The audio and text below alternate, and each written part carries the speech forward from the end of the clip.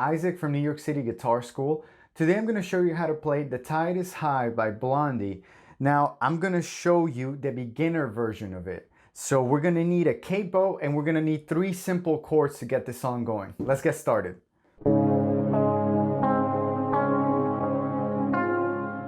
The 3 chords that we're going to need are D, G, and A7, and that's why I have the capo here on the 9th fret. So it's a little high on the guitar, but this is going to make it easier for us. That way we don't have to tackle bar chords just yet. Now for those of you that haven't used the capo before, it's really simple. You basically just clip it on to the desired fret. For this song we need it again on fret 9. Now that's where you start counting your frets. Now for example, this is going to be fret 1, then 2, 3, 4. It definitely shortens the neck when it's up this high, but we only need 3 frets in front of it for the 3 chords that we're going to play, right? So let's take the first chord we need. It's D, and it's going to be first finger on the 2nd fret of the 3rd string, and then your second finger goes on the 2nd fret of the 1st, and then your 3rd finger goes on the 3rd fret of the 2nd string, and you strum this from the 4th string. That's your chord. The next chord we're going to need is a G, and that's 2nd finger on the 3rd fret 6th string, 1st finger on the 2nd fret 5th string, 3rd finger 3rd fret 1st string. And for that chord you strum all 6 strings. The last chord that we need is going to be A7. 1st finger 2nd fret 4th string, 2nd finger 2nd fret 2nd string. That's the last chord I need. So I'm going to show you 2 ways to play this, like a really simple, easy way, and then one that sounds more like the song, or actually exactly like the song. It's the same rhythm. So what the simple one is going to be, the way we're going to count it, it's going to be 4 beats for D, then 2 beats for G, and 2 beats for A7. Meaning if I go 1, 2, 3, 4, 1, 2, 3, 4, 1, 2, 3, 4, 1, 2, 3, 4, 1, 2, 3, 4. And if you play that along with the song, you're gonna have no trouble.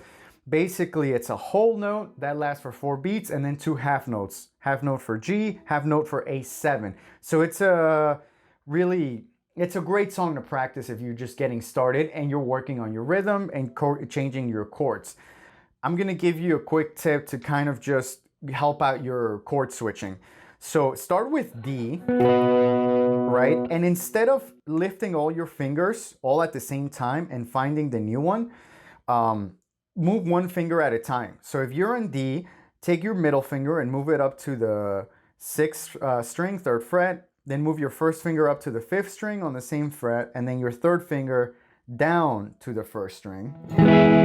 So you see what I did? Instead of moving everything at once, which you will get there with enough practice, but this is kind of like that in-between point. You go 2nd finger, 1st finger, 3rd finger. And the same thing to head to A7.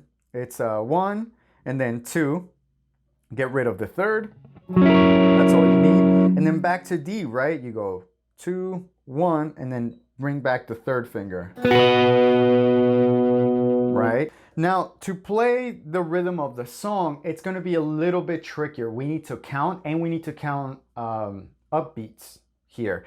So what that means is the 1 and 2 and 3 and 4, and it's all the ones, the ands in between the downbeats. Those are the upbeats, and that's very common for reggae and ska, that kind of style. And this song is in a reggae style. So if you're starting with D, you would go 1 and 2 and 3 and 4 and that's it. You just played a full bar of D, and then 2 beats for G. It would be 1 and 2 and 3, and then A7 gets and 4 and. So together that goes.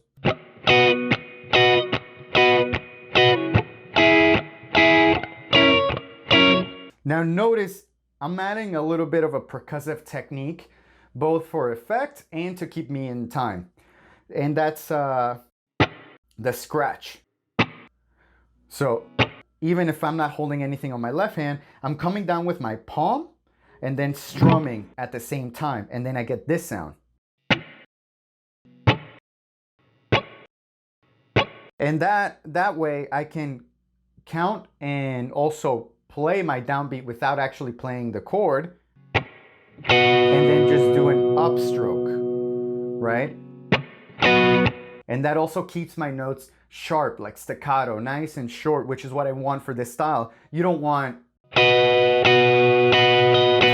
them ringing out, you know? And you also don't want, although it would fit over the song, it's just not the style of it. So again, scratch.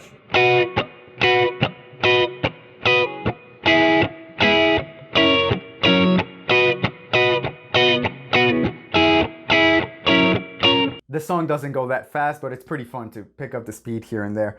And that's it. Those are the 3 chords that you need to play the song, and the 2 rhythms. You want the simple one, master that first, and then if you get the hang of that, play the rhythm of the song, that reggae with that technique, the scratch, right? Thank you so much for watching. If you have any questions or requests, definitely leave a comment below. Don't forget to like and subscribe, and I'll see you next time.